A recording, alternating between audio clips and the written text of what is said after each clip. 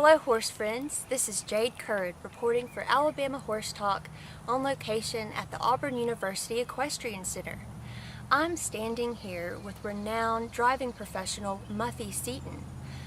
She is a 3-time national champion. Among her many accomplishments, she trained and qualified the pony that won the 2005 World Pony Championship in England. Welcome to Alabama, Muffy. It is a privilege to have you here today. Well, it's so much fun being here. I've never been to this facility before, and it's fantastic.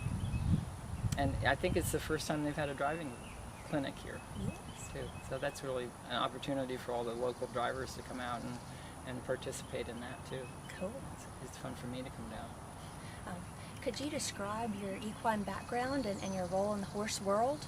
Oh, I started off riding hunters years and years ago, and then a friend of mine talked me into going to the World Championships in Holland for the four-in-hands. Oh, wow. And I'd never heard of combined driving, and I didn't realize you could do that with 4 horses. It was phenomenal. And then that started it all. It started the bug, and I think that being 5'9", I've always had to ride big horses, and I think I've always been a pony person at heart, and driving's allowed me to play with the ponies, and it's just been so much fun. I've been doing this for going on 40 years now, and it's been such a great time. That's wonderful. How long has your equine business been in existence, and can you tell how you got started with that? Well, the woman that taught me into going to the World Championships also taught me into breaking some of her Welsh ponies. She was a big Welsh pony breeder in Virginia, and so I started doing that, and then realized that I really liked driving because it was something I was innately good at. From all the hunter training I had, you know, it just transferred right over, and it's very much more subtle than riding, and people think you're just sitting in the carriage, but you're not. You know, I mean, you're really working quite hard. And we have something called combined driving, which is sort of like 3-day eventing with a carriage, and it is so much fun. It's just the greatest sport in the world, and the people are all so nice, and it's what Prince Philip used to do until he got too old to do it anymore, but he used to do it with a 4-in-hand, and he's developed it actually from England, and it's based on the rules that 3-day eventing is, but instead of jumping things, obviously we go through mazes and are timed against the clock on how fast we get through these mazes, and so it takes a lot of skill to do. Yes, it really does.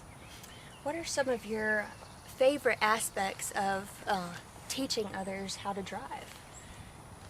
I think the thing that I really stress is the bond of trust that you develop with a single driving horse, because he's out there all by himself. You can't pat him on the neck, and so you have to be able to tell him what to do, and confidently, without your leg in your seat. And I think it opens up the door for a lot of people that aren't very good riders but would like to have something to do with horses. Neat. Because it's very manually, you have to have the ability in your hands to communicate with that horse, and the bond that you get with that horse is so much more than the bond that you get with a riding horse. It's probably about the same as the bond you get with a big-time event horse that has to leap off into space, not knowing what they're going to land on. So it's a whole nother level of communication with your horse. That's what it is. That's what it is. What would constitute a successful day for you and your horse?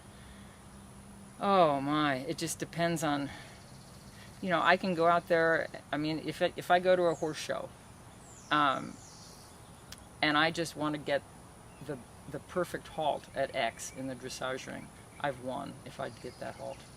I mean, I don't care about the ribbons, I don't care about the scores, I don't care about anything but that particular goal. Just executing that. And I can work on that for months. I mean, if that's what it takes. And I think that you have to be so focused on the tiny details, because it's so precise that's enough. Yes. That's enough. And it's about, you know, the competition is a test. It's about executing that maneuver well and not test your ability. That's right. It's like to see if your homework works. Yes, that's a good way to describe it. Yeah, that's what it is. What is one of your most memorable moments with horses? Oh my, God, there's so many of them. I think having the pony that I trained and to win the gold medal. I mean, that was I think our first gold medal that we won. And unfortunately, I didn't get to drive him, but the other person that did drive him did a beautiful job, and she got into the carriage 2 weeks before the event and went and won the gold medal in Europe. Wow. And that was really special. I had that pony every summer. He didn't belong to me, but I had him every summer for 7 years. And that was a big thrill for me, and it still is, to bring that pony along like that, and then have somebody else be able to take him and drive him and win the top prize in the world. What are some other horses that have left kind of a lasting impression on you? I had a team of 4 Dartmoor ponies. I started out with the Welsh, and then I went to the Dartmoor ponies, which are another British native breed. Cool. And we called them the 4 fleas because they were little brown things. And I just lost my last one, and he was in his 30s. I mean, and I drove them 4-in-hand. They won the first national championship as a 4-in-hand, and then I drove them pairs, and they were the best things that ever happened to me. They were just awesome ponies, generous and fun, and they made everybody laugh. It was great. So cool. Yeah. They sound like they have the perfect temperament. They do. Dartmoors are just the best. I remember coming down the center line at their first show, and there were 3 big-time judges judging this dressage test, and I stopped at X and I looked around, and every one of them had this big grin on their faces. It was awesome. great. Yeah, it was really fun. Now, and who are some riders that have left maybe a lasting impression on you? Riders who you have taught over the years and have gone on to do some great things. Drivers. Excuse me. Oh my. I don't know, because most of driving people are strange because they don't stick with just one trainer most of the time. I mean, they'll take lessons here and there and here and there, and then, from whoever, and we're a very friendly bunch. And so I don't mind my clients taking lessons from other professionals because, maybe another professional will say the same thing that I've said but in a different way, and it will get through. And so I'm more than willing to, have somebody go on. And I really like teaching the lower levels because that's where the good habits start. So you can start out somebody. I had a girl here that had never driven before, and she's on her way now. If you can give somebody like that a really good experience and get them excited in it, they'll keep going. How cool and is that's that? what I like to do. Yes. It's fun. Can you talk about some of the concepts that you're teaching here at the clinic this weekend? I think the most important thing is to remember that the horse's job, a driving horse's job, is just to drag your carriage around, basically. And when you start doing circles, they don't have a clue where you're going. If you're going down a road or a trail, they can pretty much balance themselves. But if you start doing circles, it's your job to keep their balance. And without balance, there's nothing. If a horse is afraid of losing his balance, you can't tell him anything else. And he's going to protect his balance because he knows in his little furry horsey heart that if he falls down, he gets eaten because he's in the food chain. That prey predator. That's right. And because he's so far away from you, you can't pat him on the neck, and you don't have your leg to keep him upright. So you have to think of a different way of getting the job done that you would normally be easy for you to do if you were on him. And it's harder in a carriage. What advice would you have for those looking to get involved with the discipline of driving?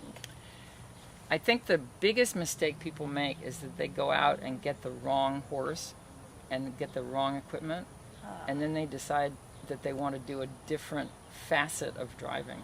Okay. And I've heard a lot of people say, oh, I never want to show, I just want to drive around the roads. And after 2 weeks, they want to show. And so now they've gotten the wrong carriage, the wrong horse maybe. So I think the best thing that if you have any desire to even try it, go to the different kinds of shows. I mean, we have distance driving, and we have pleasure driving in a ring. Neat. And they're all different classes in the pleasure shows. And we have combined driving, which is really what I do most of, which is it's so much fun. And go and volunteer at these shows. or go and watch them and see which one that appeals to you the most. I mean, you get really dressed up and it's on turnout and everything in the pleasure shows, and it's more gung-ho and cross-country and yeehaw kind of on hardcore. And so it just depends on your personality and what you'd like to drive. You know, like a draft horse isn't very good for combined driving because they just can't go fast enough and they can't dissipate the heat well enough. And you know, a standardbred isn't very good for combined driving because they can go laterally and it's judged on the trot. But they're great for distance driving. They're super for distance driving. Now I'm into ponies, so ponies can do everything. They can do it all, huh? They can do it all. And a lot of people have outgrown children's ponies. You know, when their little Emily gets too big to ride the pony, instead of selling the pony, teach it to drive. And keep and that then pony mom in the can go family. out. Yeah. Yes. And it's very family oriented. My husband rides on my carriage with me, and he's on the back of it, and he keeps me upright in the hazards, in the obstacles. And so it's very much of a family sport, which is wonderful. What are some resources that you would recommend about the discipline? Well, our national governing body is called the American Driving Society, and they write the rules for the lower levels. Okay. And they have a rule book, and they have a quarterly magazine that's fantastic, and they have a website, ADS. Well, it's probably AmericanDrivingSociety.org, Okay. and it's commonly known as the ADS. And then the national governing body is USEF, and they do the upper levels, like the advanced level, and they use all the FEI rules, which is the world governing body. So the ADS does the lower stuff, and they also have regional representatives. And so depending on where you are in the country, you'd call up the ADS and say, hey, who's my regional rep? Okay. And then they will tell you her name or his name, and then you call them up, and they know everything about their area, like where to go, where the shows are, where the harness makers are, all that stuff. And they know the whole calendar. And how could our viewers learn more about you and your services? Well, I do have a website. It's Okay. always under work because I can't figure out how to fix it. We've all run into those issues, technological difficulties. Yeah, it's pretty bad. I'm pretty good with the ponies, but not so great with computers. I understand. But it's MuffySeaton.com. MuffySeaton.com. Yep.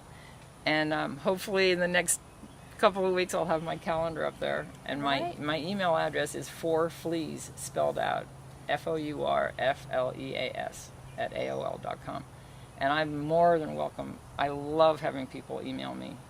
And we also have a B&B at the farm, and you can come in with your horses or without them and stay for as long as you want and take lessons. How wonderful. And it's a lot of fun. I live outside of Aiken, South Carolina, and we have, in the wintertime especially, we have at least one thing a weekend. You can't do everything horsey in Aiken. I mean, you just can't do it all. So Sounds like the place to be. It is the place to be, and it's a ton of fun. And the house that I rent out rooms in is right next to the barn, so you can bring your horse or not. I have horses that you can drive and learn how to drive. It's really I fun. wish you were closer to here. Well, it's only like 4 hours. Yeah. It's not that bad. Well, that's not that bad. Not It's at not all. that bad. Road trip, everybody.